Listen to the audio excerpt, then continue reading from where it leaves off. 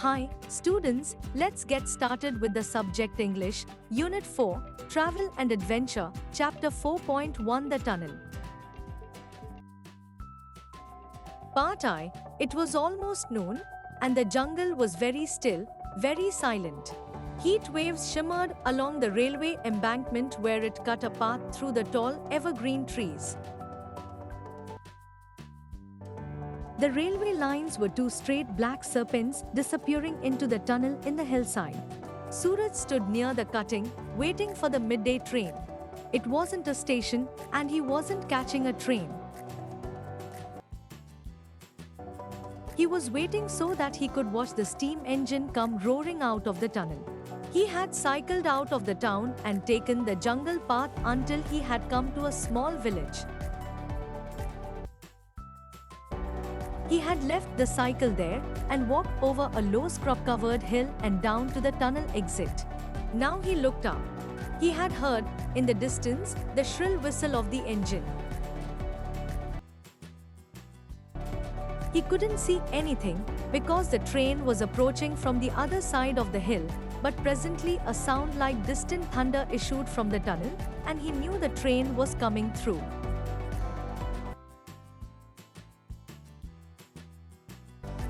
A second or two later, the steam engine shot out of the tunnel, snorting and puffing like some green, black, and gold dragon, some beautiful monster out of Suraj's dreams. Showering sparks left and right, it roared a challenge to the jungle. Instinctively, Suraj stepped back a few paces. Waves of hot steam struck him in the face. Even the trees seemed to flinch from the noise and heat. And then the train had gone, leaving only a plume of smoke to drift lazily over the tall shisham trees. The jungle was still again. No one moved. Suraj turned from his contemplation of the drifting smoke and began walking along the embankment towards the tunnel. The tunnel grew darker as he walked further into it. When he had gone about 20 yards, it became pitch dark. Suraj had to turn and look back at the opening to reassure himself that there was still daylight outside. Ahead of him, the tunnel's other opening was just a small round circle of light. The tunnel was still full of smoke from the train, but it would be several hours before another train came through. Till then, the cutting belonged to the jungle again. Suraj didn't stop because there was nothing to do in the tunnel and nothing to see. He had simply wanted to walk through so that he would know what the inside of a tunnel was really like. The walls were damp and sticky. A bat flew past. A lizard scuttled between the lines. Coming straight from the darkness into the light, Suraj was dazzled by the sudden glare and put a hand up to shade his eyes. He looked up at the tree-covered hillside and thought he saw something moving between the trees. It was just a flash of orange and gold and a long swishing tail. It was there between the trees for a second or two, and then it was gone. About 15 meters from the entrance to the tunnel stood the watchman's hut. Marigolds grew in front of the hut, and at the back there was a small vegetable patch. It was the watchman's duty to inspect the tunnel and keep it clear of obstacles. Every day, before the train came through, he would walk the length of the tunnel. If all was well, he would return to his hut and take a nap. If something was wrong, he would walk back up the line and wave a red flag, and the engine driver would slow down. At night, the watchman lit an oil lamp and made a similar inspection of the tunnel. Of course, he would not stop the train if there was a porcupine on the line. But if there was any danger to the train, he'd go back up the line and wave his lamp to the approaching engine. If all was well, he'd hang his lamp at the door of his hut and go to sleep. He was just settling down on his cot for an afternoon nap when he saw the boy emerge from the tunnel. He waited until Suraj was only a meter or so away and then said, "Welcome, welcome. I don't often have visitors. Sit down for a while and tell me why you were inspecting my tunnel." "Is it your tunnel?" asked Suraj. "It is," said the watchman. "It is truly my tunnel, since no one else will have anything to do with it. I have only lent it to the government." Suraj sat down on the edge of the cot. "I wanted to see the train come through," he said. "And then, when it had gone, I thought I'd walk through the tunnel."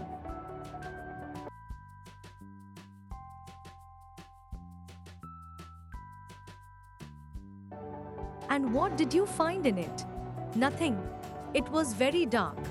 But when I came out, I thought I saw an animal up on the hill, but I'm not sure. It moved off very quickly." "It was a leopard you saw," said the watchman. "My leopard." "Do you own a leopard too?" "I do." "And do you lend it to the government?" "I do not." "Is it dangerous?" "No, it's a leopard that minds its own business. It comes to this range for a few days every month." "Have you been here a long time?" asked Suraj.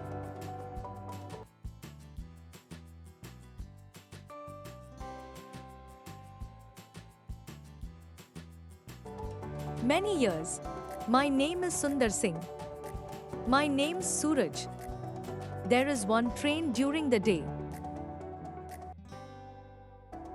And there is one train during the night." "Have you seen the night mail come through the tunnel?" "No." "At what time does it come?" "About 9 o'clock, if it isn't late. You could come and sit here with me, if you like. And after it has gone, instead of going to sleep, I will take you home." "I'll ask my parents," said Suraj. "Will it be safe?" "Of course. It is safer in the jungle than in the town. Nothing happens to me out here. But last month, when I went into town, I was almost run over by a bus." Sundar Singh yawned and stretched himself out on the cot. "And now I am going to take a nap, my friend. It is too hot to be up and about in the afternoon." "Everyone goes to sleep in the afternoon," complained Suraj. "My father lies down as soon as he's had his lunch." "Well, the animals also rest in the heat of the day. It is only the tribe of boys who cannot, or will not, rest." Sundar Singh placed a large banana leaf over his face to keep away the flies, and was soon snoring gently. Suraj stood up, looking up and down the railway tracks. Then he began walking back to the village. Part 2. The following evening, towards dusk, as the flying foxes swooped silently out of the trees, Suraj made his way to the watchman's hut. It had been a long hot day, but now the earth was cooling, and a light breeze was moving through the trees. It carried with it the scent of mango blossoms, the promise of rain. Sundar Singh was waiting for Suraj. He had watered his small garden, and the flowers looked cool and fresh. A kettle was boiling on a small oil stove. "I am making tea," he said. "There is nothing like a glass of hot tea while waiting for a train." They drank their tea, listening to the sharp notes of the tailor bird and the noisy chatter of the seven sisters.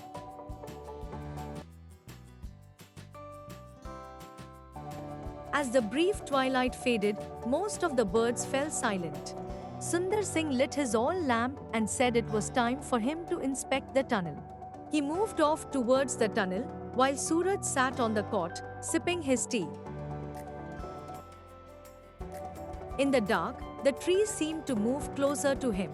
And the nightlife of the forest was conveyed on the breeze, the sharp call of a barking deer, the cry of a fox, the quaint tonk-tonk of a nightjar. There were some sounds that Suraj didn't recognize, sounds that came from the trees, creakings and whisperings, as though the trees were coming to life, stretching their limbs in the dark, shifting a little, flexing their fingers. Sundar Singh stood inside the tunnel, trimming his lamp. The night sounds were familiar to him and he did not give them much thought, but something else, a padded footfall, a rustle of dry leaves, made him stand still for a few seconds, peering into the darkness. Then, humming softly to himself, he returned to where Suraj was waiting. 10 minutes remained for the night mail to arrive. As Sundar Singh sat down on the cot beside Suraj, a new sound reached both of them quite distinctly, a rhythmic sawing sound, as if someone cutting through the branch of a tree. "What's that?" whispered Suraj. "It's the leopard," said Sundar Singh. "I think it's in the tunnel." "The train will soon be here," said Suraj. "Yes, my friend. And if we don't drive the leopard out of the tunnel, it will be run over and killed." "I can't let that happen." "But won't it attack us if we try to drive it out?" asked Suraj, beginning to share the watchman's concern. "Not this leopard. It knows me well. We have seen each other many times. It has a weakness for goats and stray dogs, but it will not harm us. Even so, I'll take my axe with me." "You stay here, Suraj." "No, I'm coming with you. It will be better than sitting here alone in the dark." "All right, but stay close behind me. And remember, there is nothing to fear." Raising his lamp, Sundar Singh advanced into the tunnel, shouting at the top of his voice to try and scare away the animal. He was unable to do any shouting. His throat was quite dry. They had gone about 20 paces into the tunnel when the light from the lamp fell upon the leopard. It was crouching between the tracks, only 5 meters away from them. It was not a very big leopard, but it looked lithe and sinewy. Baring its teeth and snarling, it went down on its belly, tail twitching. Suraj and Sundar Singh both shouted together. Their voices rang through the tunnel. And the leopard, uncertain as to how many terrifying humans were there in the tunnel with him, turned swiftly and disappeared into the darkness. To make sure that it had gone, Sundar Singh and Suraj walked the length of the tunnel. When they returned to the entrance, the rails were beginning to hum. They knew the train was coming. Suraj put his hand to one of the rails and felt its tremor. He heard the distant rumble of the train. And then the engine came round the bend, hissing at them, scattering sparks into the darkness, defying the jungle as it roared through the steep sides of the cutting. It charged straight at the tunnel and into it, thundering past Suraj like the beautiful dragon of his dreams. And when it had gone, the silence returned and the forest seemed to breathe, to live again. Only the rails still trembled with the passing of the train. They trembled again to the passing of the same train, almost a week later, when Suraj and his father were both traveling in it. Suraj's father was scribbling in a notebook, doing his accounts. Suraj sat at an open window staring out at the darkness. His father was going to Delhi on a business trip and had decided to take the boy along. "I don't know where he gets to. Most of the time, he'd complain. I think it's time he learned something about my business." The night mail rushed through the forest with its hundreds of passengers. The carriage wheels beat out a steady rhythm on the rails. Tiny flickering lights came and went as they passed small villages on the fringe of the jungle. Suraj heard the rumble as the train passed over a small bridge. It was too dark to see the hut near the cutting, but he knew they must be approaching the tunnel. He strained his eyes looking out into the night, and then, just as the engine let out a shrill whistle, Suraj saw the lamp. He couldn't see Sundar Singh, but he saw the lamp, and he knew that his friend was out there. The train went into the tunnel and out again. It left the jungle behind and thundered across the endless plains. Suraj stared out at the darkness, thinking of the lonely cutting in the forest and the watchman with the lamp, who would always remain a firefly for those traveling thousands as he lit up the darkness for steam engines and leopards. Ruskin Bond. Thanks for watching.